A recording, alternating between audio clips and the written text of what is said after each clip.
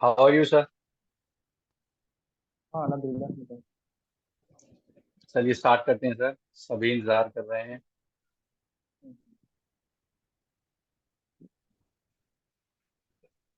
शुरू करें फिर आपको। जी।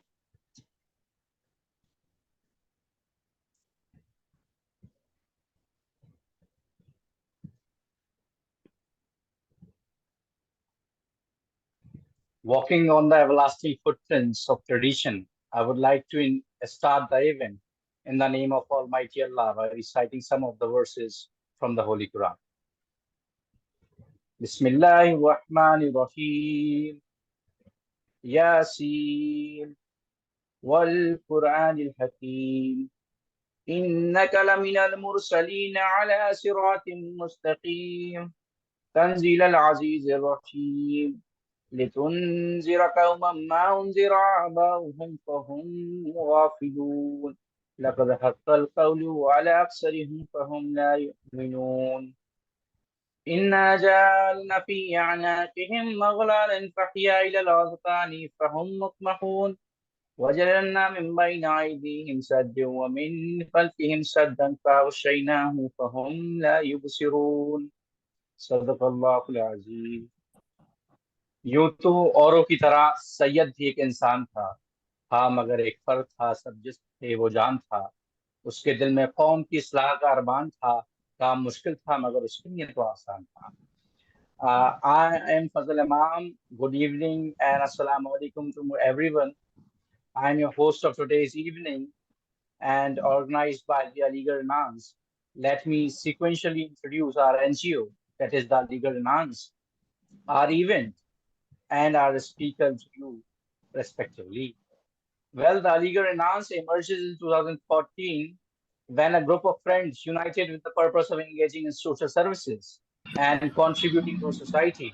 This youth-driven non-profit organization draws inspiration from Sir Syed Ahmad Khan, the founder of Aligarh, and seeks to elevate the hardship faced by marginalized groups while promoting their empowerment.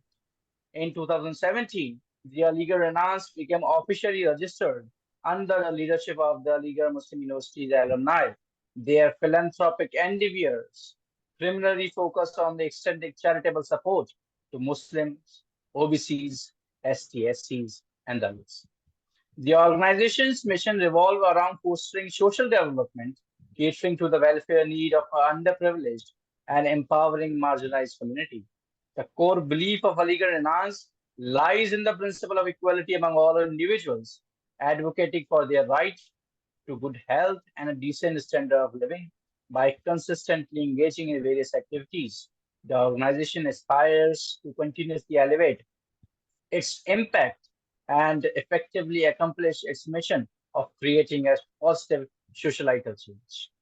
Now, the purpose of this online interactive session is to explore the career pathways of UPPCS and to engage and to focus on the civil services activities. Well, on behalf of Aligarh Nans, I, Fazil Imam, feel highly obliged and honored to welcome our esteemed guest, Janab Muhammad SDM Sahab Zafar Sahab. Zafar Sahab is a distinguished alumni of Aligarh Muslim University who is beacon of inspiration among all of us. Mr. Zafar Sahab has not only earned a well-deserved place as sub-divisional magistrate in Kushinagar, but has also secured the rank of 48 in the prestigious UPPCS exam of 2020. With an exceptional achievement of securing the 48th rank in the UPPCS exam, Mr. Zafar has demonstrated not only the intellectual prowess, but also a profound understanding of challenges and responsibility that come to the public service. His journey is a testament to the potential that lies within each of us to effect positive change through dedication, hard work, and unyielding commitment to the greater good. As a sub-divisional magistrate of Kushinagar, Mr. Zafar stands at the crossroad of governance in the community, ensuring the seamless execution of administration processes while fostering a sense of trust and collaboration among citizens. His role requires a blend of acumen, empathy, and leadership, qualities that he exemplifies in his every action. In this presentation, we delve into the extraordinary achievements of Muhammad Zafar Sahab's journey, exploring his academic route at Aligarh Muslim University, his remarkable achievement in UPPCS exam, and the dynamic role in the plays as sub-divisional magistrate in Kushinagar. So this event has very engaging to all of you. Event seems very inciting to all of you. And I would like to now introduce the event flow to all of you. That firstly, our speaker will share their valuable words, enlightening with you within about 35 minutes. That is about half an hour. The question and answer session are raised by the participants, and the speaker answer your question. And finally, the vote of thanks will be given by Mr. Muhammad Bilal Arif Sahab. I would like to now invite by reciting a quote that is, the secret to getting ahead is getting started. Now start the session by actually inviting our special chief guest of this session, Janab Muhammad Zafar Sahab. Please, over to you.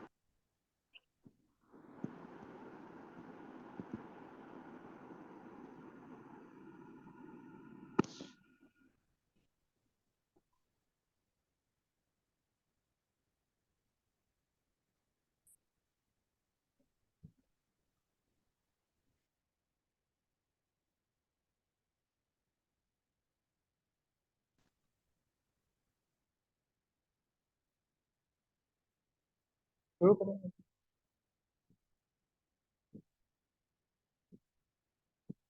फिलहाल बोलो बोलो, नहीं तो मैं शुरू करूँ फिर। बोलिए बोलिए सर, बोलिए, हो गया। अच्छा ठीक है, थैंक यू इतना लंबा इंट्रोडक्शन देने के लिए, शायद इतनी जरूरत नहीं थी। अ, उन्होंने कहा कि एक सेशन करते हैं इसमें अ, जो भी लड़के अभी शुरू कर दिए तैयारी या करने वाले हैं उनके गाइडेंस के लिए। तो क्योंकि गाइडेंस आसान तब हो जाता है अगर कोई प्रोसेस से गुजर चुका हो। मेरे केस में ये था कि मैंने थोड़ी तैयारी वगैरह ये सिविल सर्विसेज जो है ये थोड़ा देर में शुरू किया, जो कि अगर किसी को इंटरेस्ट है तो पहले शुरू करना चाहिए, जहाँ तक मेरा मानना है। आई होप इसमें जितने लोग जुड़े हुए हैं, आवाज आ रही है सबको? जी सर, आ Yes, रही sir, है। you are audible. ओके, जितने लोग जुड़े हुए हैं और उसमें से आई होप कि बता दें कितने लोग तैयारी शुरू कर चुके हैं। पहले ये जान लेते हैं, उसी हिसाब से फिर हम आगे बढ़ते हैं। तो है इसमें जो तैयारी शुरू कर चुका है, मतलब इट मीन्स कि उसे बुक्स के बारे में थोड़ी सी जानकारी है, या फिर उसे एग्जाम प्रोसेस के बारे में कि कितने कंपोनेंट होते हैं एग्जाम में, कैसे प्रोसेस स्टेप्स होते हैं उसके। एनीबॉडी अवेयर ऑफ दैट, या सब बिगनर्स है अभी? बोल सकते हैं आप लोग, इंटरेक्टिव रखते हैं इसको।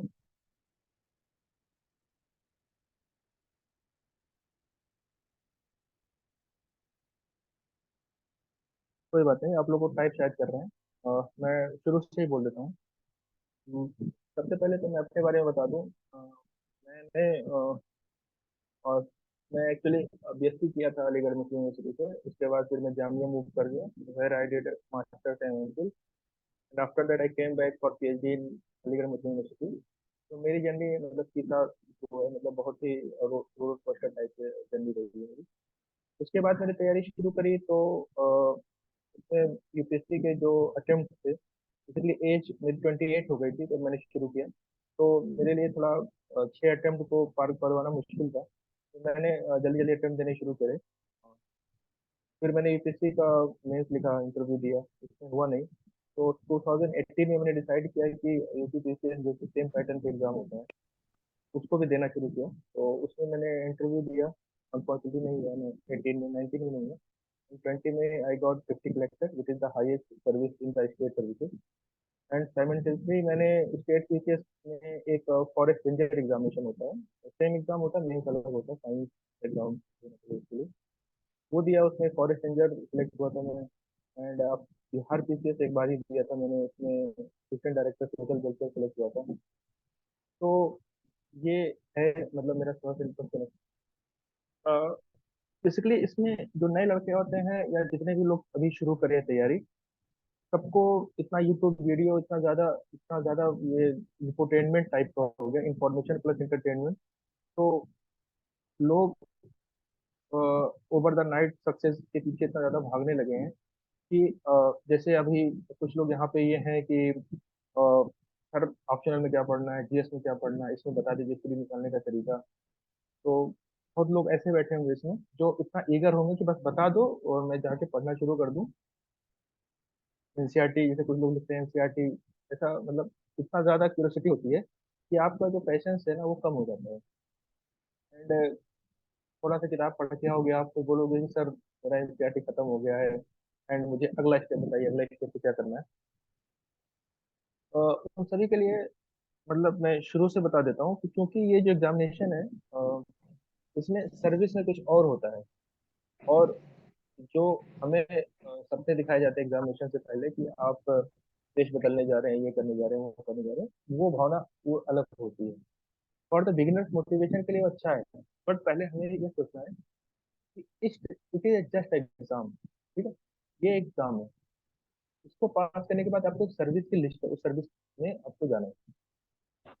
तो इसको आप अपने उस तरीके से मत दें जीवन मरण का, कि मतलब इसको नहीं मिलेगा तो जीवन खत्म है, या मिल गया तो मैं ओवर द नाइट बहुत बड़ा अचीव कर लूंगा। इसमें बस बहुत ग्राउंडेड रहें, बस इतना एक्सपेक्टेशन रखें, it is just an exam which we have to pass. इस भावना से अगर आप चलेंगे तो आप एग्जामिनेशन भी पास कर लेंगे और लाइफ में भी अच्छा करेंगे। क्योंकि बहुत ज्यादा हाई होप से क्या होता है कि हम ग्राउंडेड नहीं रह पाते हैं, हवा में उड़ने लगते हैं। लाइक अभी किसी ने बोला एनसीईआरटी खत्म कर ली, एनसीईआरटी कभी खत्म ही नहीं होती है। ठीक है, तो इस तरह की चीजें कभी भी मतलब हवा में ना रहे, मेरा कहने का मतलब ये है कि बस ग्राउंडेड रहें। अगर आपने खत्म कर लिए हैं तो सिलेबस बहुत ही वाइड है, बहुत ही अनएक्सपेक्टेड है, तो इसलिए आप ये मान के चले कि एक मेरा पोर्शन खत्म हुआ, अगर इधर से क्वेश्चन आया तो आई विल डू इट। ठीक है, पहला पॉइंट ये था मेरा। दूसरा पॉइंट ये था कि क्योंकि इतना लेंथी प्रोसेस एग्जामिनेशन का, होप कितने लोग ज्वाइन किए होंगे इसमें, थोड़ा बहुत तो इंटरनेट वगैरह चलाते हैं, सब लोग देख लिए होंगे सिलेबस क्या पैटर्न क्या है। इतना लंबा प्रोसेस है और इतना टाइम टेकिंग है कि अगर एक साइकिल पूरा होने में आपके 1.5 साल, मतलब 1.5 साल में 2 साल लग जाए। लाइक अगर आपने आज से तैयारी करने के लिए, उसका नेक्स्ट एग्जामिनेशन नेक्स्ट ईयर जुलाई में होगा, तो एक साल आपका ये, अगर आपने प्री पास कर लिया, फिर नेक्स्ट ईयर सितंबर में लिखा, फिर इंटरव्यू 2025 में दिया, तो एक साल वो एग्जामिनेशन का पूरा प्रोसेस। तो यानी कि 8 अटेम्प्ट देने में, पहला अटेम्प्ट देने में आपको 2 साल लगेंगे। अब दो दो साल कंटिन्यूअसली आपको पढ़ना है। ठीक है, मतलब कोई घंटे पूछता है कितने घंटे पढ़ना चाहिए, लेकिन 8-10 घंटे से पढ़ने से कम तो नहीं होता है किसी जगह। क्योंकि आजकल तो लोगों की लाइफ में इतना ज्यादा ये मोबाइल वगैरह इंटरनेट आ गया है कि आप उधर भी डिस्ट्रैक्टेड होते हैं। अ, ये चीज है। तो दूसरा है कि आपको पहला अटेम्प्ट देने के लिए 2 साल लगेंगे। फिर अगर आपका नहीं होता, किसी भी स्टेज पे आप फेल होते हैं, तो कंटिन्यूसली नेक्स्ट अटेम्प्ट में आपको जाने के लिए फिर वही प्रोसेस है, फिर इसी। ठीक है, ये तो होगा बेसिक। मैं क्योंकि बहुत ज्यादा इधर उधर की मतलब आपको मोटिवेट करने के लिए नहीं आया हूँ। बेसिकली मेरा पर्पज यहाँ पे ये है कि आपको एग्जामिनेशन प्रोसेस का जो कुछ कमियां हैं और जो बुराइयां हैं, वो सब जो मैंने झेला वो बता दूं आपको। बाकी इतना यूट्यूब से टॉपर स्टॉप एंड इतना ज्यादा ये कोचिंग वालों की वीडियो पड़े हुए हैं, आई होप सबने कुछ ना कुछ देखा होगा। आई एम डैम श्योर 100% जितने लोग पार्टिसिपेंट है इसमें, सबने वीडियोस देखे होंगे। ठीक है? आवाज आ रही है? किसी ने लिखा ऑडिबल नहीं है। Yes, sir, you uh are. रही है सर Sir, आवाज? हाँ ठीक है। तो मेरा पर्पज यही है कि आप लोगों को मैं वो अपनी जर्नी के थ्रू जो भी उसका जिस्ट है वो बता दूं, अदर की मोटिवेशन के लिए आपको आईएएस के जो टॉपर्स हैं या फिर किसी भी स्टेट के टॉपर्स हैं या कोचिंग के जो मोटिवेशनल स्पीकर्स होते हैं, सब आप लोग देख लोगे और उससे कोई फायदा नहीं होगा। आधा घंटा मोटिवेट रहो, एक दिन 2 दिन मोटिवेट रहो। मेरा यहाँ पे पॉइंट ये है, आप लोग ग्राउंडेड रहो। देखिए, सिलेबस के बारे में मैं इस सेशन के लास्ट में थोड़ी सी बात कर लूंगा। सिलेबस के बारे में इतना बात करने का फायदा नहीं है, जितना इस प्रोसेस में ग्राइंडिंग जो होती है उससे गुजरने के लिए आपको कितना मोटिवेटेड रहना है और कितना अपने आप को सेल्फ इवेल्युएशन के प्रोसेस से गुजरना है, वो मैं इससे ज्यादा करूँगा। तो आपको प्रोसेस समझ में आ गया कि लगभग 1-2 साल मतलब का एक अटेम्प्ट की वजह से बन रहा है। ठीक है? अब पहला बात कर लेते हैं कि बैकग्राउंड कि आप किसी भी बैकग्राउंड से आते हैं, आपने बीए किया, बीकॉम किया, बीएससी किया, बीटेक किया, डजंट मैटर। क्योंकि ये ऐसा एग्जामिनेशन है कि अ, आपको equalization play field playground देता है। मतलब कि आप कहीं से किसी बैकग्राउंड से आ रहे हैं, आपको एक इक्वल ग्राउंड पे लाके इक्वल स्टेज पे लाके सबको खड़ा करेगा। ठीक है, अगर किसी ने बीए किया है तो उसको सोशल साइंस के क्वेश्चन थोड़ा आसान लगेंगे, सुना सुना लगेगा। और किसी ने बीटेक किया है तो उसको साइंस के और विषय के क्वेश्चन इजीली लगेंगे, इजी लगेंगे। तो ऐसा नहीं है, वो कंपोजिशन एग्जाम का पूरा प्रोसेस ऐसा है कि किसी स्टेज पे आपको बहुत ज्यादा बेनिफिट नहीं मिलने वाला आपके बैकग्राउंड। तो पहला डाउट ये क्लियर हो गया आपका कि आपको किसी भी बैकग्राउंड से आने के बाद आप कर सकते हैं। दूसरा पैटर्न हो गया कि जब आप इस फील्ड में आने की सोच रहे हैं तो आप वीडियोस देखेंगे, ये करेंगे वो करेंगे। मेरा सजेशन ये है कि आप पहले यूपीएससी का या यूपीपीएससी से जो भी एग्जाम आप देना चाहते हैं उसका जो नोटिफिकेशन होता है हर साल निकलता है कमीशन से, उसकी वेबसाइट पे जाएं, उसका नोटिफिकेशन डाउनलोड करें और उसका एग्जाम का पैटर्न समझें कि देखिए प्रीलिम्स है इसका सिलेबस है, मेंस है इसका सिलेबस क्या है, इसका इंटरव्यू उसका मतलब क्या पूछा जाता है, क्या एक्सपेक्टेशन होती है। ठीक है, ये हो गया आपका। तो उसको आप देखेंगे तो आपको एक ब्रॉड आइडिया लगेगा, आपको कुछ समझ में नहीं आएगा, बस एक ब्रॉड आइडिया लगेगा। हाँ, इसमें फर्स्ट पेपर में आपको ज्योग्राफी पढ़नी है, हिस्ट्री पढ़नी है, एंड उसमें बीसीएस में तो कुछ इसका भी पोर्शन है, सोसाइटी का भी, यूपीएससी में सोसाइटी का पोर्शन का भी ये पढ़ना है। ये एक ब्रॉड आइडिया लगेगा। मेरा सजेशन है एज ए बिगिनर आप उस सिलेबस को अपने हाथ से लिखें, या ऐसा करें कि उसका प्रिंट आउट लेकर उसको अंडरलाइन कर लें या उसको हाईलाइट करके जहाँ भी आप बैठे हैं उसको दीवार पे चिपका लें। क्योंकि इस पूरे एग्जामिनेशन में जो सिलेबस है ना, ये आपका एकदम क्लीन, मतलब उसके बियॉन्ड कुछ नहीं आता। जैसे मैंने शुरुआत में बोला था ना, इज जस्ट एन एग्जाम, इसको इसी तरह लेना है। इससे कोई हुआ या कोई भी कहानी, कोई भी खुराफात, 10 साल से तैयारी कर रहे थे उनका नहीं हो रहा था, या 15 साल से तैयारी कर रहे हैं क्वेश्चन हमेशा पलट जाता है, ये हो जाता है वो हो जाता है, ये सब कहानियों को नहीं जाना। सीधा सीधा ये एग्जाम है, उसका सिलेबस डिफाइंड है, क्वेश्चन आने वहां से, आपको पास करना है। इतना ही सोच के आपको चलना है, मेरे हिसाब से इतना ही चलना है। और ये तरीका सही है क्योंकि मैं सफल हूँ, मेरे साथ कई लड़के और ये जो भी सेम स्टडी पे चले हैं दे आर सक्सेसफुल। फिर सिलेबस लाके आप अपने जो जहाँ भी रहते हैं उसको वहाँ पे प्रिंट डाउन कर लें, उसको दीवार पे चिपका लें या वट एवर जो भी मैकेनिज्म आता है टेबल के सामने लगा लें। एंड अगले 1 महीने तक आपको सिर्फ सिलेबस देखना है। मतलब लाइक अगर मैं आपसे पूछूं कि पेपर थर्ड में पॉइंट नंबर 13 में क्या है, साइंस टेक है कि डिजास्टर मैनेजमेंट है, आपको याद होना चाहिए कि नहीं नहीं डिजास्टर मैनेजमेंट का ये टॉपिक। तो सिलेबस याद कराने से ये फायदा होता है कि जब आप कुछ भी पढ़ते हैं, जो भी सोर्सेज मैं अभी आपको बताऊंगा सोर्सेज, उसमें आपका दिमाग आ जाता है कि does it cover my syllabus. जैसे मान लिया अभी जिस चीज में मैं पोस्टेड हूँ यहाँ पे फ्लड सिचुएशन है, मतलब एक गंडक रिवर है जो नेपाल से आती है and it brings lot of water इनका इनटू मतलब near by district like Maharajganj and Kushinagar Bihar में। तो यहाँ पे पूरा फ्लड सिचुएशन। अब एक आर्टिकल आया न्यूज पेपर में कि फ्लड प्रिपरेशन में हमसे चूक हुई थी, हमने सही से प्रिपेयर नहीं किया तो इसलिए अब यहाँ पे अलार्मिंग सिचुएशन। ये जब आप सिलेबस देखोगे तभी आप ये आर्टिकल पढ़ोगे, अदरवाइज कोई पॉलिटिकल आजकल जैसे सेशन चल रहा है पार्लियामेंट में एंड किसी विधानसभा में दोनों में, तो इसमें बहुत सारे इश्यूज नॉन सेंस मतलब आपके सिलेबस में नहीं आएंगे, आप वो भी खबर पढ़ लोगे। बट मेरा सजेशन ये रहता है कि जब आपको सिलेबस याद रहता है ना, तो आप जब न्यूज़पेपर पढ़ते हो या मैगजीन पढ़ते हो या जो स्टैंडर्ड बुक पढ़ते हो तो टू द पॉइंट पढ़ते हो कि सिलेबस किसी भी एंगल से सिलेबस कवर करेगा कि नहीं। ठीक है, आप लोग अगर अपना सेल्फ नोट बनाते हो तो आप सेल्फ नोट बना सकते हैं मेरी बातों का, क्योंकि सम अप करने में मैं कुछ बातें भूल जाऊंगा लेकिन आपको याद होना चाहिए। तो ये हो गया एक पॉइंट आपका। दूसरा पॉइंट ये हो गया कि कुछ स्टैंडर्ड बुक्स होती हैं, वो लिस्ट ऐसे बता दूं तो कोई फायदा नहीं है। मैं आपको, ये जो बिलाल है या जितने भी लोग जुड़े हैं, मैं शेयर कर दूंगा हाथ से लिख के, आप लोग उसको देख लीजिएगा। वो स्टैंडर्ड बुक लगभग सेम है हर, आपने कई टॉपर स्टाफ होंगे, सबको कॉमन बुक्स मिलेंगी, क्योंकि कोई अलग से ज्ञान तो किसी को मिलता नहीं है। ठीक है, ये हो गया। तो सिलेबस आपने रख लिया, आपने बेसिक बुक्स ले ली, ठीक है। पहला काम करिए, चाहे बिगिनर्स हो चाहे प्रिपरेशन में कुछ चुके हो, आप एक न्यूज़पेपर पढ़ना शुरू करिए। अगर आप इंग्लिश मीडियम से कर रहे हैं तो आई वुड सजेस्ट कि हिंदू पढ़िए, मतलब कुछ लोग इंडियन एक्सप्रेस भी बोलते हैं, बट हिंदू मेरे लिए बेस्ट है। ठीक है, तो हिंदू पढ़िए आप।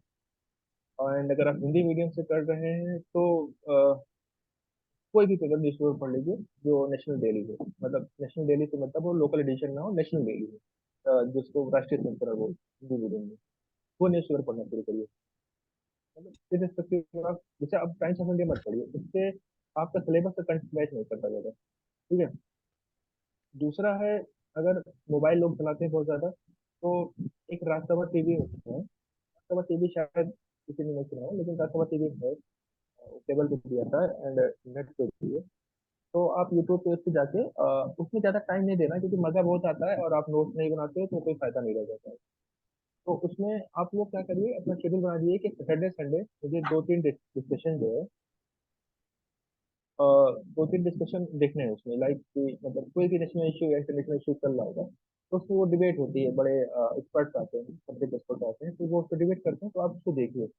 शुरुआत में पेन पेपर लेके मत देखिए, लेकिन अगर इवेंचुअली आप 2 महीना देख लेंगे तो आप खुद ही पेन पेपर लेके बैठेंगे कि इसमें क्या क्या पॉइंट्स मैंने बोले हैं, रेज किए हैं। न्यूज पेपर हिंदू चूंकि बहुत, उसकी लैंग्वेज टफ है, और beginner this is very tough, but मैं नहीं कहूँगा किसी और न्यूज पेपर पे आप शिफ्ट करें, उसी पे रहें, क्योंकि धीरे धीरे इवेंचुअली आपको उसी में प्रोफिशिएंसी हासिल करनी है। तो कोई और न्यूज़पेपर में शिफ्ट करने से कोई फायदा होने वाला है नहीं। आप, ये बात होगी न्यूज़पेपर के फ्लेवर की। अब स्टैंडर्ड बुक की लिस्ट में दे देता हूँ, ठीक है, वो दे देंगे। अब देखिए, इसमें अनसर्टिनिटी एग्जाम इतनी ज्यादा क्यों होती है, इतना ज्यादा इसको हवा क्यों बना दिया गया है कि करना एग्जाम है, इसमें कुछ क्यों नहीं निकलता है। रीजन यही है कि हमारा कुछ परसेप्शन होता है किसी चीज को लेकर। अगर मान लिया आप हिस्ट्री में अच्छे हैं, तो अगर हिस्ट्री क्वेश्चन आया और आपने उसको अपना पूरा एक्यूमेंट लगा के, पूरा नॉलेज बेस लगा के क्वेश्चन सॉल्व किया एंड वो गलत हो गया, तो आपको डाउट आ जाएगा कि ये मेरे नॉलेज बेस में कमी है। बट होता क्या है, क्योंकि ये क्वेश्चन इतने ट्रिकी होते हैं, इतने ज्यादा क्या कहते हैं, एनालिसिस की मांग करते हैं, कि उसमें सब लोग गच्चा खा जाते हैं। तो इसका सीधा सा फंडा है, कोई कुछ करने की जरूरत नहीं है। बस आप 10 साल के प्रीवियस ईयर के क्वेश्चन पेपर ले लीजिए, अगर मैं प्रीवियस की बात करूँ तो सब में ये काम करता है। और उसमें देखिए कि सिलेबस, अगर उन्होंने डिजास्टर मैनेजमेंट लिखा है सिलेबस में, उन्होंने अगर इंडियन कॉन्स्टिट्यूशन में लिखा comparison of Indian constitution with other countries, 3 4 country के नाम दिए हैं, तो उससे उन्होंने क्वेश्चन क्या पूछा, तो आपको एक चीज निकल के सामने आएगी कि उन्होंने क्वेश्चन पूछा कि जो सिलेबस का पार्ट है एंड उस पे जो करंट में कुछ हैपनिंग हो रही है। ठीक है, जैसे कि हमारे अभी आपने कल न्यूज पढ़ी होगी कि जो हमारे सीआरपीसी है और इंडियन पिनल कोड है और ये एक कोड और है, उसमें तीनों को हम लोगों ने नाम चेंज करके और उसके जो नंबर हैं वो सब चेंज कर दिए। जैसे कि जो सेक्शन का ग्रुप होता था बॉर्डर के लिए, अब वो चेंज हो गया है। तो एक तरह से आपको सिलेबस पता, क्योंकि कंपेरिजन है कॉन्स्टिट्यूशन में या फिर कोड में, अब उसमें क्या हैपनिंग क्यों नहीं, क्या न्यूज आया, वो पढ़ा, तो आपको यही समझ में आएगा पूरा क्वेश्चन पेपर देकर पिछले सालों का, कि उन्होंने ये दोनों को जोड़ के सोचा। पहला क्वेश्चन उनका ये होगा कि what is the fundamentals of Indian constitution. अगला क्वेश्चन होगा in the recent year what are the जो कहते हैं amendment had made to the Indian constitution which brings changes in the federal system of India. इस तरह का एक question second, होगा, मतलब वो बेसिक्स एक को मिनट जो रुकिए करंट यार, मैंने हैपनिंग है बहुत उससे मिला के पूछेंगे क्वेश्चन। तो ये चीजें हैं कि आप जब सिलेबस रट्टा मारे होंगे, प्रीवियस ईयर क्वेश्चन पेपर देख लेंगे, तब आपको न्यूज़पेपर और स्टैंडर्ड बुक पढ़ने में क्लैरिटी हासिल होगी। क्योंकि इसमें सबसे बड़ा दुख या सबसे बड़ा मतलब यही है, गाइडेंस लोगों को नहीं मिल पाता। जैसे मुझे खुद झेल के मिला, मतलब मुझे भी कोई प्रॉपर गाइडेंस नहीं मिला, लेकिन मैंने क्योंकि इस पूरे प्रोसेस से गुजरा हूँ कई बार, तो मुझे क्लैरिटी है इस चीज़ को लेकर कि लड़कों को क्लैरिटी नहीं होती कि पढ़ना क्या है। क्योंकि वो मतलब इतना बड़ा सिलेबस है, वो कंफ्यूजन वाली हमेशा स्टेट रहेगी, या पिछली बार तो वहाँ से क्वेश्चन उठा लिया था तो इस बार वो पढ़ लेता हूँ। तो ये सब जितना भी क्योस है, इस सब से निकल के लिए अपने आप क्लैरिटी रखें कि कोई कितना भी कहता हो मर जाए कि अरे यार वो फलाना बुक से पढ़ लो, वो किताब पर बहुत क्वेश्चन होते हैं। हमारी जो ह्यूमन कैपेबिलिटी है वो है ही नहीं कि आप 15 किताब पढ़ लें। आप एक्सपर्ट नहीं बनने जा रहे हैं, have to pass an exam. ठीक है। तो मतलब अगर कोई लिख रहा है तो मैं रिपीट करता चल रहा हूँ, ऐसा आपको सब्जेक्ट सिलेबस रखना है। दूसरा, आपको न्यूज़ पेपर सिलेक्ट करा दिया मैंने, हिंदू पढ़ना है आपको, हिंदू ही पढ़ना है, कोई नहीं पढ़ना। ठीक है। तीसरा, आपको इससे प्रीवियस ईयर क्वेश्चन पेपर से क्लैरिटी हासिल करनी है कि किस तरह के क्वेश्चन पूछे जाते हैं। ये हो गया। अब आते हैं परसिवरेंस जिसको बोलते हैं, लोग कितना लंबा पढ़ कैसे पाएंगे। ठीक है। मतलब जैसे मैंने कहा 8-10 घंटे पढ़ने पड़ेंगे, ठीक है, 8-10 घंटे नहीं पढ़ने पड़ेंगे अगर किसी ने बेसिक खत्म कर लिए। जो बेसिक किताबें हैं वो अगर आपने खत्म कर लिए तो आपको घंटे कम हो जाएंगे। आप क्या करेंगे, डाइवर्सिफाई करेंगे अपने नॉलेज को। तो मैं अगर इससे बात करूं कि अपने आप को मोटिवेटेड या परसिवरेंस कैसे रखेंगे, क्यूरियोसिटी जो है उसको अपने अंदर रखिए कि मतलब कुछ अगर क्यूरियोसिटी कैसे होती है, जब मान लिया आपको क्यूरियोसिटी कुछ भी जाननी थी तो आप थोड़ी देर के लिए आप क्यूरियस होकर पढ़ेंगे। फिर जब सब्जेक्ट आपको अच्छा या बुरा जैसा भी लगने लगेगा फिर आप उसको और डीप एनालिसिस करेंगे। तो यही रखिए, पहले क्यूरियस होइए, फिर अगर देखिए सिलेबस से मैच कर रहा है आपका वो टॉपिक तो उसमें डीप एनालिसिस करिए। सिंपल सा फंडा यही है। ठीक है। और कुछ लोगों को अभी ये सब बातें सुपरफिशियल लग रही होंगी क्योंकि उन्हें जानना है कि पेपर 3 में किस बुक से पढ़ना है। वो मैं बताने वाला भी नहीं हूँ और ना मुझे बता के कोई तुम्हें आपको फायदा होने वाला है। अब मैं बता दूं कि पेपर 3 के लिए आप साइंस टेक के लिए टाटा मैग्रा हेल्थ की किताब खरीद लो। वो उतनी मोटी किताब आती है। ठीक है। और एक दूसरा लड़का कि एनसीईआरटी किस क्लास से पढ़ने चाहिए, ये सब बेकार की बातें हैं। ये तुम्हें हर टॉपर बता देगा, मुझे वो बात करनी ही नहीं है तुम्हें। या वो मतलब जो मैं बोल रहा हूँ उसको पहले ध्यान में रखो। उसके बाद अगर आपकी कोई क्वेरी होगी मैं अभी आपको क्या कहते हैं बता दूंगा कि क्या क्या करना है। क्वेरी मतलब इंटरेक्टिव, मैं ज्यादा नहीं बोलूंगा, मैं बस 5 मिनट में आपको खत्म कर रहा हूँ, उसके बाद आप क्वेश्चन आंसर करेंगे। ठीक है। ये होगा। क्यूरियस रहिए आप लोग, और जब वो सिलेबस से मैच करे तो उसको डीप एनालिसिस करिए। सिंपल सा फंडा यही है। अब कोई लिख रहा है times of India is better, आपको क्या फोटो देखनी है क्या टाइम्स ऑफ इंडिया में? एंड जो भी नॉन सीरियस लोग हैं, प्लीज प्लीज आप तैयारी मत करें क्योंकि it needs very seriousness during whole process. मतलब आप किसी को दिखाने के लिए पढ़ रहे हैं कि मैं अपनी मम्मी को प्रूव करना चाहता हूँ, अपने पापा को या किसी को, तो आप प्लीज मतलब चाहे आपको अच्छा लगे चाहे बुरा, लेकिन आप बिल्कुल भी ये सब छोड़ दीजिए। और कोई पूछ रहा है आंसर राइटिंग करनी चाहिए, अरे वहां तक पहुंचो ही नहीं, आपको सिलेबस से भी किताब आंसर राइटिंग ही पहुंची है। मैंने आंसर राइटिंग बहुत कम करी है, बस जब वो सीरीज लगाई थी तभी करी थी। पॉइंट ये है ना कि आप लोग आंसर राइटिंग को इतना ज्यादा हवा बना दिए है ना, क्योंकि आपको नॉलेज घंटा नहीं कुछ और लगे आंसर राइटिंग पूछने कि मुझे इतना खत्म करना है। अरे नॉलेज रखो, 3 घंटे में लिख के आ जाओगे भाई, गारंटी यू। अगर आपको नॉलेज है और आपका मोमेंटम तेज है, स्पीड तेज है, रिदम में हो आप, और दिमाग में फालतू की चीजें नहीं चल रही हैं, तो आप 3 घंटे में पेपर पूरा करके आओगे। कभी नहीं छूटा मेरा पेपर, ना छूटेगा किसी का भी। पॉइंट ये है। अब इसमें जो है चीजें, कुछ बेसिक किताबें होती हैं वो तो खत्म नहीं होती लेकिन हमेशा आपको पढ़ते रहना है। तो क्योंकि जो कुछ बिगिनर्स होंगे उनको ज्यादा नहीं डराना है। उनको तो मैंने न्यूज़पेपर बता दिया, सिलेबस बता दिया, प्रीवियस ईयर क्वेश्चन पेपर बता दिया। अब आता है बेसिक किताबों में। फिलहाल के लिए प्रीलिम्स और मेंस की ऐसी किताबें बताते हैं जिसको खरीदने से आपको फायदा होगा। और यकीन मानिए किताबें अगर आप नहीं पढ़ेंगे तो ये जो फालतू क्वेश्चन पूछ रहे हैं ना कि एनसीईआरटी किस क्लास से पढ़नी है या एनसीईआरटी कितनी करनी है, कोई तरह टाइम क्वेश्चन बेस बेटर, ये फालतू क्वेश्चन नहीं पूछेंगे आप। और सीरियसली सीरियस होकर पढ़ाई करिए। बिकॉज इसमें नॉन सीरियस के लिए कोई जगह नहीं है। मतलब ये इंडिया लेवल का, स्टेट लेवल का top examination. Non serious candidate please please अपने आप को अभी से निकल जाए इस रेस से, चाहे बुरा लगे चाहे अच्छा। क्योंकि पॉइंट ये है कि जितना ग्लैमरस लाइफ आपको दिखती है ना, वो उतने ही सीरियस कैंडिडेट हमको चाहिए, कमीशन को उतने सीरियस कैंडिडेट चाहिए जितना ग्लैमर यहाँ पे आपको दिखता है कि आपको गाड़ी मिलती है, गार्ड मिलते हैं, पुलिस प्रशासन आपके अंदर है, आप एक इशारे पे ये काम हो जाता है, वो हो जाता है। उसके लिए उन्हें सीरियस कैंडिडेट चाहिए जो एक इशारा करे वो बहुत समझदारी वाला इशारा हो।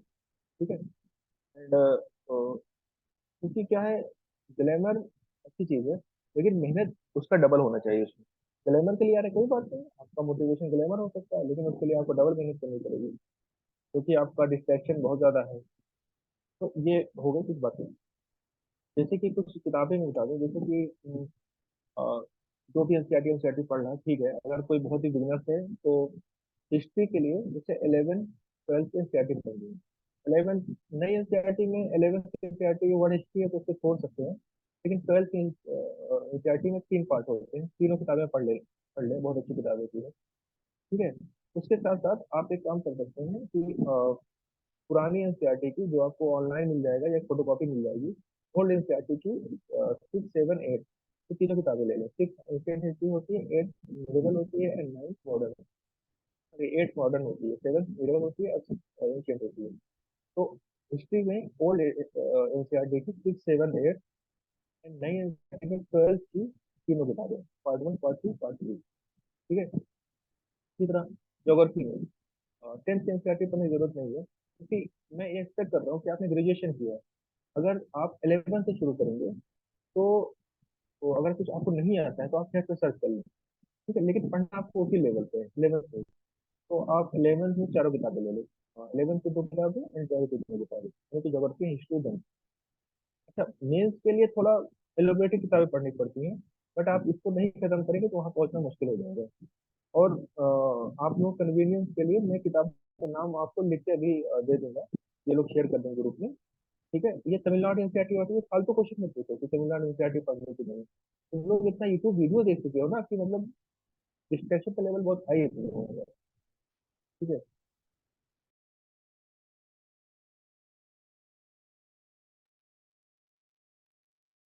ये है मतलब बेसिक किताब है। फिर पॉलिटी में आपको मैं तो कहूँगा आप लक्ष्मीकांत आंख बंद करके खरीद लो, बहुत ही यूजफुल बुक है प्रीलिम्स प्लस मेंस दोनों के लिए। तो वो दोनों किताब खरीद लीजिए, ये हो गया। एंड इकोनॉमी के लिए क्योंकि इकोनॉमी बहुत ही है तो न्यूज़पेपर पढ़ते रहिए आप। और एक शंकर गणेशन की एक बुक आती है इंट्रोडक्शन टू इकोनॉमी करके, वो बुक ले लीजिए शंकर गणेशन, तो मैं लिख के दे भी दूंगा, आप लोग ले लीजिए, अच्छी सी बुक है। बट वो चूंकि ये इकोनॉमिक्स नहीं है, इकोनॉमिक्स इट इज इकोनॉमी। कोई पूछ रहा है लक्ष्मीकांत में मिस्टेक है तो आप पब्लिशर थोड़ी हो अपनी मिस्टेक सुधारने बैठे। अरे अपना नेट से देखो तो सही कर लो। इतना दिमाग नहीं लगाओ, इतना दिमाग लगाओगे तो आप कभी नहीं इसकी थ्रू कर पाओगे। एक आर्गुमेंटेटिव इंडियन है ना बुक ना, वो आप आर्गुमेंटेटिव इंडियन बन के रह जाओगे। पेज नंबर 13.5 पे एक वो एरर है, उसको पब्लिशर को मैं मेल करूंगा तो वो सही करेगा। इतना दिमाग लगाओगे तो फिर ये नहीं कर पाओगे। ठीक है? दूसरा ये है कि पॉलिटी हो गया, इकोनॉमी हो गया आपका, एंड ज्योग्राफी हो गया, हिस्ट्री हो गया। साइंस टेक के लिए आप 10th की जो साइंस की किताब है जनरल साइंस की वो ले लो। ठीक है। और एक इन्वायरमेंट किताब ले लो, शंकर आयुष की, मैं लिख के दे दूंगा, उसकी कोई बड़ी बात नहीं है। ठीक है, वो ले लो, वो सबसे अच्छी किताब है। इतनी तो किताबें आपको अभी से पढ़नी है, इसको किताबें जितना बोली है ना इसको 6 महीने लगेंगे आपको पढ़ने में। ठीक है। और ये किताबें एकदम मतलब इसको अभी भी पढ़ना है आपको, 3 साल अगर सिलेक्शन है 3 साल भी पढ़ना है तो ना अभी 6 महीने में उसको रिवाइज मार मार के खत्म कर लो। ठीक है। सीसैट कोई पूछ रहा है, सीसैट में अगर कोई मैथ बैकग्राउंड का नहीं है तो उसके लिए मैं सजेस्ट करूंगा कि पिछले 10 साल का पेपर निकाल लो आप, उसके क्वेश्चन आपसे नहीं हो रहे हैं तो कुछ बेसिक मैथ की किताबें पढ़ लो जो कि मतलब मार्केट में मिल ही जाती है, किसी की भी ले लो, कोई इशू कोई किताबें तो नहीं है। बट आप क्वेश्चन पे ध्यान दो कि ये क्वेश्चन जो आ रहे हैं ये बहुत ही लेव एंड क्वेश्चन होता है, यूपीपीएससी में सीटेट आसान होता है बट यूपीएससी में थोड़ा सीटेट टफ आता है, आजकल टफ भी आने लगा है। उसका प्रीवियस ईयर क्वेश्चन पेपर लो और उसको प्रैक्टिस कर लो। बट मैं सजेस्ट करूंगा अभी मत प्रैक्टिस करो, तो प्रीलिम्स आने वाला हो और उसके 2 महीने 3 महीने पहले प्रैक्टिस करो। अभी प्रैक्टिस करोगे तो पता चला आपको क्वेश्चन नहीं हो रहा है, तो आप डिमोटिवेट मोटिवेट हो जाओगे। तो अभी बस जीएस पे फोकस करो, एंड जब एग्जाम आ जाए 3 महीने पहले, तब फ्यूचर पे फोकस। फिलहाल आई थिंक अब टाइम है कि आप क्वेश्चन इनके ले लेते हैं, ठीक है? क्योंकि ये लोग भी बहुत ज्यादा कथा कहानी सुन के बोर हो जाएंगे। क्वेश्चन का आंसर मैं कर दूंगा, ज्यादा बता रहा हूँ।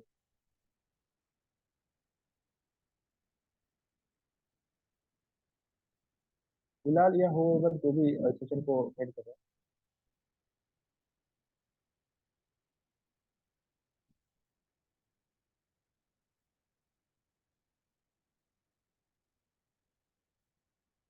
तो आवाज आ रही है या फिर हेलो? जी सर, आवाज आ रही है आपकी। प्लीज हाँ तो पार्टिसिपेंट्स अब अपने सवाल पूछते रहिए।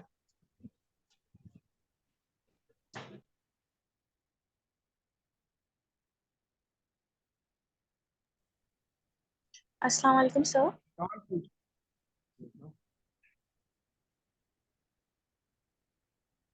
हाँ बोलिए। Am I audible sir? हाँ हाँ, बोलिए बोलिए। सर आपने अपने ऑप्शनल कैसे चूज किए थे, हम कैसे चूज करें?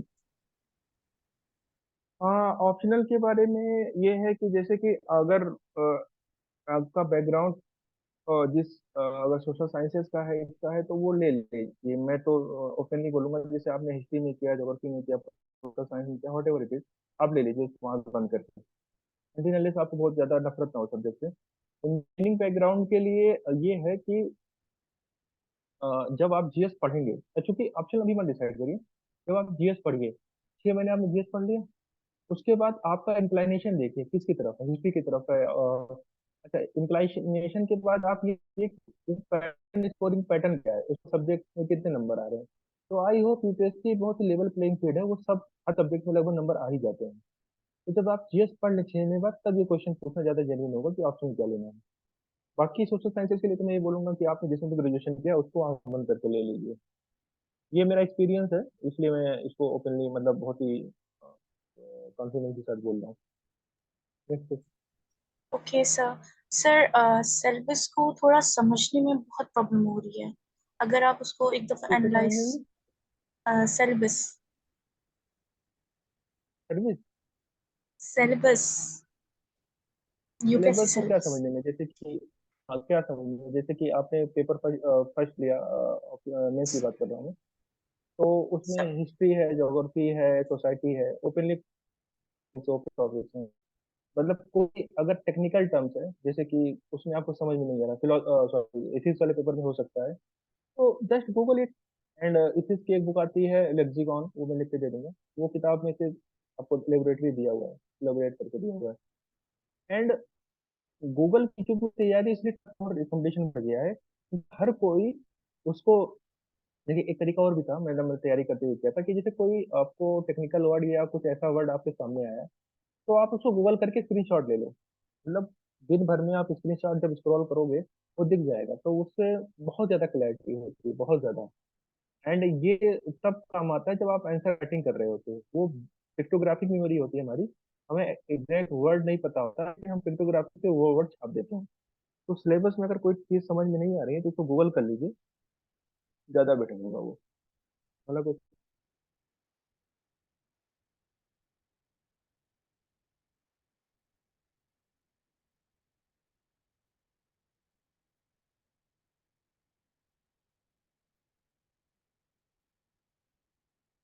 नेक्स्ट क्वेश्चन पूछिए किसी को।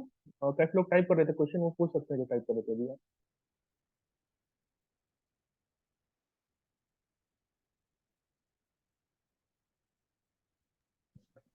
Hello sir. सर बताओ। रिवीजन रिवीजन का प्रॉपर तरीका सर क्या होना चाहिए, क्योंकि फिर क्योंकि सिलेबस इतना बड़ा है, ये समझ कब नहीं, क्या गैप डिवीजन करके। का क्या?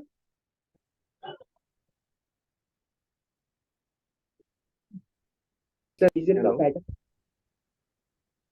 रिवीजन का पैटर्न क्या होना चाहिए, ये पूछ रहे हैं? जी सर, तरीका पूछ रहे हैं, तरीका क्या होना चाहिए। देखो, रिवीजन का कोई स्पेसिफिक तरीका नहीं होता है, क्योंकि कोई भी सब्जेक्ट बहुत देर तक पढ़ो ना, तो मोनोटोनस हो जाता है। तो आप अपना शेड्यूल जो है ना, ये अप टू यू है, अपने कन्वीनियंस के अनुसार बनाए। जैसे कि अगर आपने 2 दिन पॉलिटी पढ़ ली। मेरा थोड़ा अलग था, मेरा ये था कि जैसे कि मैंने पॉलिटी लेके बैठा हूँ, तो मैं थोड़ा उस पे टारगेट बेस्ड या गोल बेस्ड पढ़ाई करता था मैं।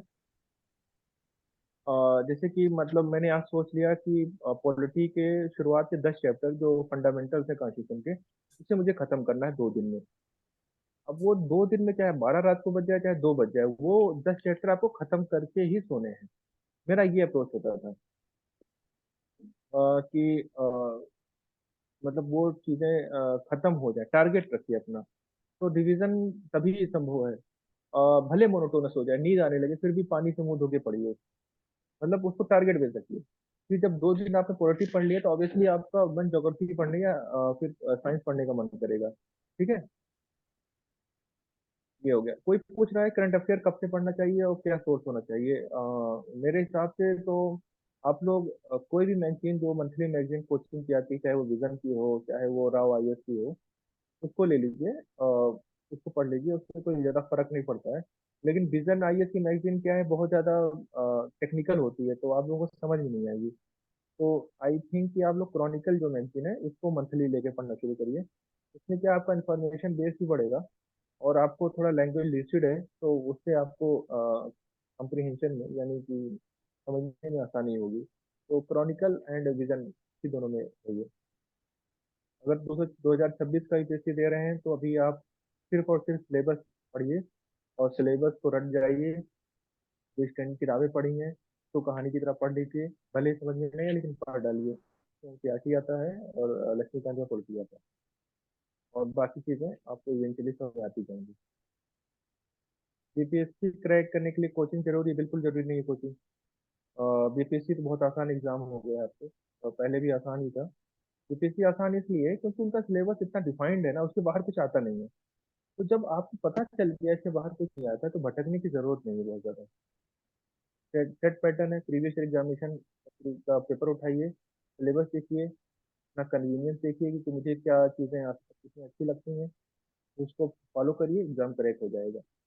डेविएशन या दुख तभी होता है हम लोगों को कि हम बहुत सारी बातें सुन लेते हैं और फिर हम अपना डिसीजन नहीं ले पाते। इससे बच के रहिएगा। जो मैंने बोला है वो टू द कोर फैक्ट, मतलब इससे मतलब मेरी बातों कोई काट नहीं सकता, क्योंकि एकदम डिट्टो ऐसे एग्जाम होता है जैसे मैंने बोला है। सिलेबस, एग्जामिनेशन पैटर्न फॉलो करो, यू विल सेल थ्रू। ठीक है, क्या इंजीनियरिंग ऑप्शनल लेना ठीक है? मुझे लगता है कि जिसका 10 सीजीपीआई मतलब रहा है, वही ले ले, बाकी तो आई डोंट थिंक ये बहुत अच्छा है। यूपी के स्टूडेंट किसी भी स्टेट में दे सकते हैं? हाँ, ये फालतू क्वेश्चन में पूछो, कोई भी एग्जाम कहीं भी दे सकते हैं। और क्वेश्चन पूछिए।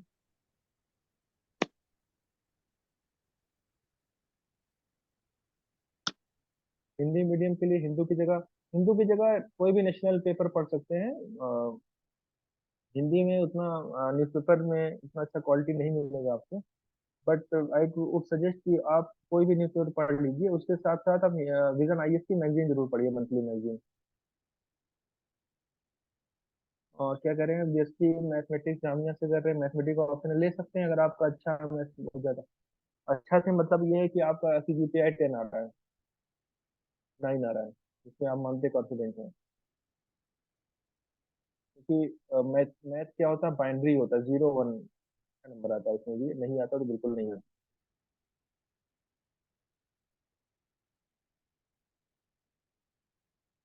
Work environment like what kind of चार एक्चुअली आर डूइंग? हमें पता ही नहीं हम कौन सा काम कर रहे हैं, सीधी सी बात ये है। It all depends upon what service you get. इसमें नंबर ऑफ सर्विसेज होती हैं। क्योंकि मैं जनरल एडमिनिस्ट्रेशन में हूँ, तो जनरली मेरा काम है लाइन ऑर्डर मेंटेन करना।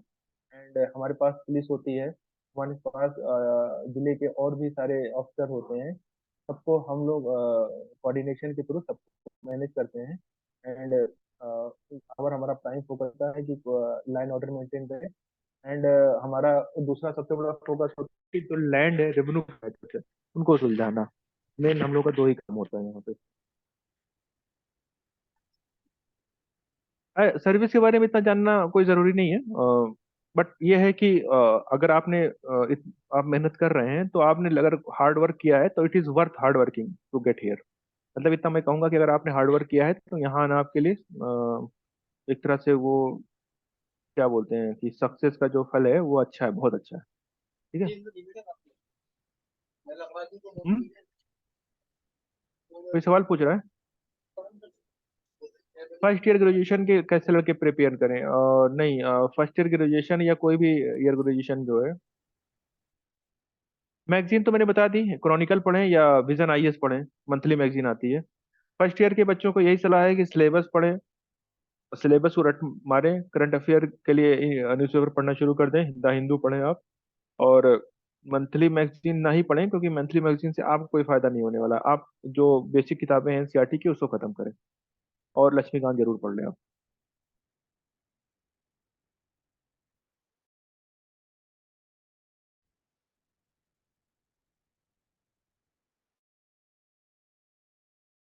या ऑप्शनल सब्जेक्ट हिंदी लिटरेचर ले सकते हैं, बिल्कुल ले सकते हैं हिंदी लिटरेचर, अनटिल अनलेस जहाँ तक मुझे याद आ रहा है बिहार पीसीएस में ऑप्शनल जो है ऑब्जेक्टिव हो गया है। तो हिंदी लिटरेचर अगर आपको बहुत अच्छे से आता है तो ही लें।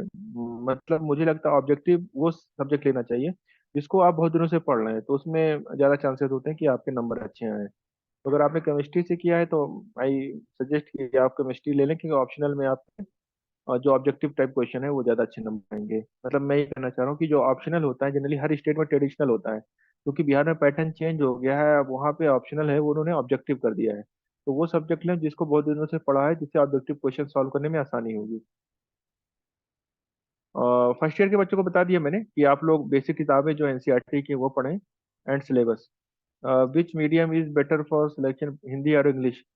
अगर आपकी ट्वेल्थ तक एजुकेशन जो है वो हिंदी मीडियम में हुई है, और आपने ग्रेजुएशन इंग्लिश मीडियम में की है जैसे मैंने किया था, तो मैंने इंग्लिश मीडियम में किया था क्योंकि मुझे लगता था कि जो मेरा कंटेंट है वो हिंदी में उतना अच्छा मैं एडजस्ट नहीं कर पाता हूँ, तो I switch to the English medium and it prove good for me.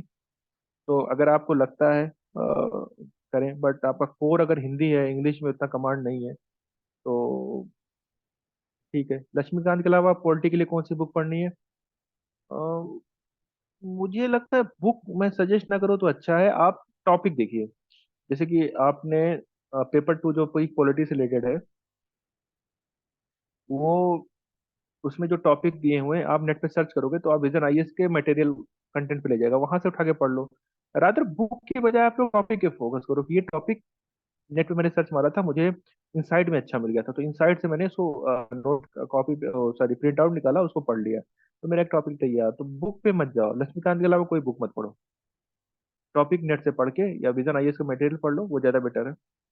And किसी ने पूछा था इंटरव्यू में कोई हिंदी इंग्लिश का, बिल्कुल फर्क नहीं पड़ता। मैंने इंटरव्यू दिया, हमेशा इंटरव्यू में मेरे हाईएस्ट मार्क्स आए हैं। हिंदी इंग्लिश से कोई फर्क नहीं पड़ता, इवन यू कैन इंटरेक्ट बाइलिंगुअली, आप हिंदी इंग्लिश मिला के बोलो, दे अप्रिशिएट इट। ठीक है, वो तक फर्क फर्क नहीं पड़ता, कोई फर्क नहीं पड़ता। अच्छा, इवन हिंदी में बोलो तो अच्छा ही नंबर मिलता है। हाँ, बस आपको लैंग्वेज का मीडियम हिंदी सेलेक्ट करना पड़ेगा। और कोई क्वेश्चन?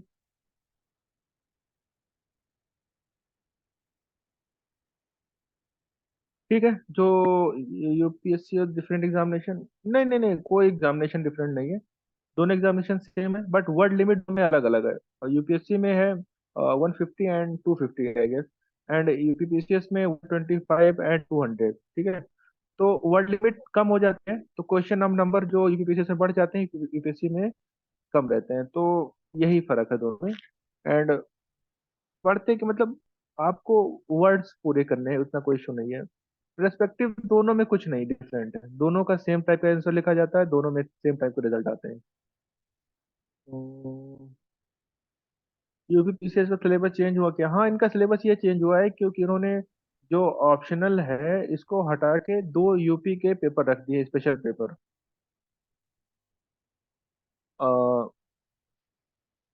हाँ, इन्होंने दो यूपीपीसीएस के पेपर रख दिए हैं, ऑप्शनल हटा दिया है। क्योंकि इस पैटर्न पे एग्जाम अभी होगा तो बहुत ज्यादा निकल के चीजें सामने नहीं आई है, लेकिन आई वुड सजेस्ट कि उस सब पे आपको नहीं जाना है। आपको मेन जो है किसी ने पूछा है कि लाइब्रेरी की किताबें मिल जाएंगी? आप लाइब्रेरी किताबें क्यों पढ़ोगे भाई? आप अपना 24 घंटा किताब पढ़ ली, लाइब्रेरी किताब 24 घंटा थोड़ी अपने पास रख सकते हो। अपना खरीद लो, किताबें तो बहुत मतलब आसानी से परचेज की जा सकती है, इतनी महंगी भी नहीं आती। बट ये है कि वो अंबार मत लगाना किताबों का। टारगेट है बीपीएससी क्रैक नहीं हुआ तो क्या करना चाहिए? कैसे नहीं क्रैक होगा? अगर नहीं क्रैक हुआ तो फिर बहुत सारे जॉब के ऑप्शन हैं, लाइफ थोड़ी खत्म हो जाएगी। बट ऐसा सोचना नहीं चाहिए कि क्रैक नहीं हुआ। नहीं करे तो ये आपको 4 साल के बाद समझ में आएगा ना, तो तब आपका मेंटल स्टेट दूसरा होगा। तब क्या करना चाहिए तब सोचना, अभी नहीं। अभी क्रैक करने पे क्या हम हिंदी मीडियम? बिल्कुल बिल्कुल बिल्कुल।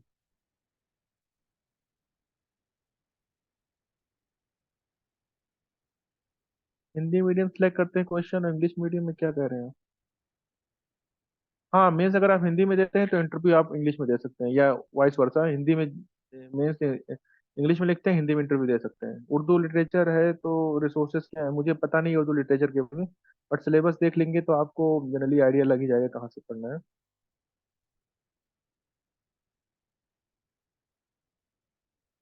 और कोई सवाल किसी का? ठीक है, तो इस सेशन को एंड करते हैं। एंड वो जो है बुक्स और क्या है, मीडियम है, ऑप्शन सब्जेक्ट इंग्लिश, ये कौन सा सब्जेक्ट वाला सवाल है? आप हिंदी मीडियम से एग्जाम देना चाहते हैं और कह रहे हैं कि ऑप्शन इंग्लिश रखेंगे, तो ये बहुत ही आउट ऑफ ब्लू क्वेश्चन है। अब आप इंग्लिश इतनी अच्छी है तो मीडियम क्यों आप चेंज करना चाहते हैं? इंग्लिश में ही रखिए फिर।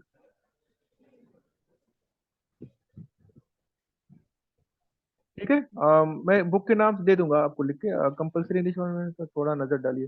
कंपलसरी इंग्लिश फॉर मेंस ठीक तो है, इतना टफ नहीं आता है अगर आप न्यूज़ पढ़ रहे हैं। और अगर आपको समस्या आ रही है तो आप उसमें प्रीवियस ईयर क्वेश्चन पेपर जो है वो लगा लीजिए। मतलब 4-5 पेपर लिख लीजिए, अपने आप समस्या दूर हो जाएगी। क्योंकि हम लोग मोबाइल चला रहे हैं इतना ज्यादा, ऐसा युग है ना, इसमें इंग्लिश थोड़ी लोगों की ठीक भी हो गई है देख देख के। कॉमर्स अगर आप ऑप्शनल लेके तैयारी कर रहे हैं तो पता नहीं, आप लोग का तो सीए कर सकते हैं, वही सब होगा।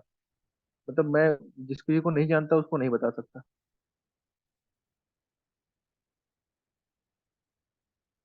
अगर आपने 8 तक हिंदी पढ़ी, ग्रेजुएशन में इंग्लिश कर रहे हैं, तो आप इंग्लिश मीडियम परस्यू करिए।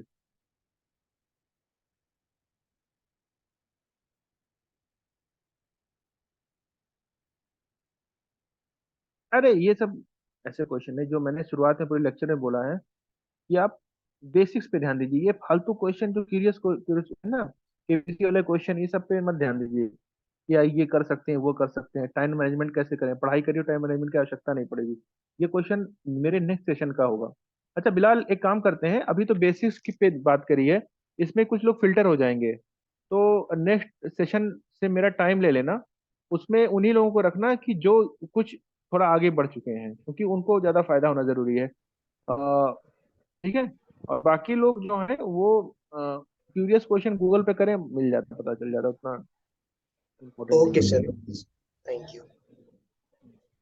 इकोनॉमिक्स कहाँ से कवर किया मैंने बताया ना, शंकर गणेशन की एक किताब है जिसमें बेसिक्स है, इंट्रोडक्शन टू इकोनॉमी करके, वो ले लीजिए, वो मिल जाएगा आपको वहां से। बहुत अच्छी किताब है बेसिक्स के लिए, इकोनॉमी के लिए। चलो ठीक है, वाइंड अप करते हैं इसको। And all I right hope sir, कि बस कुछ तो फायदा हुआ होगा बस आप लोगों 5 का। मिनट और चाहिए आपके। बहुत बहुत ज्यादा इंटरेक्टिव अच्छा सेशन हुआ ये। आप बहुत ज्यादा sir, your expertise, knowledge and passion for the subject matter shown though, and it was truly inspiring to listen to you, sir. Sir, success is not an accident, it's an achievement and you must prepare for it. Sir आपने ये हमें बताया। अब मैं बुलाना चाहूंगा vote of thanks के लिए मिस्टर बिलाल आरिफ साहब को।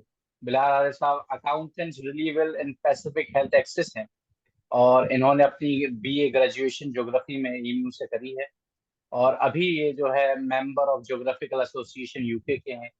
ये मेंटोरिंग में ये 200 से ज्यादा स्टूडेंट को मेंटोर कर चुके हैं। मैं दावत देना चाहूंगा इन्हें वोट ऑफ थैंक्स के लिए। प्लीज बिलाल साहब।